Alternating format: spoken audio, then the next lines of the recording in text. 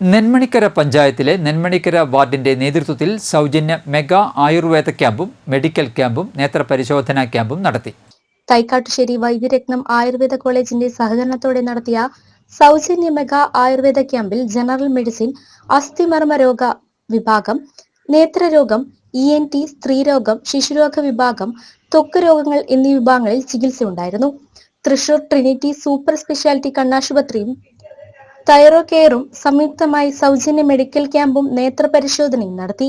ക്യാമ്പിന് doctor Alex Sebastian Chirayath, doctor Adarsh Varma, doctor T Reshma എന്നിവർ നേതൃത്വം നൽകി.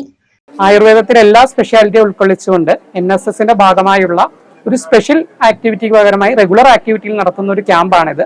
എല്ലാ മാസവും ഇതേപോലുള്ള ക്യാമ്പുകൾ നടത്താറുണ്ട്.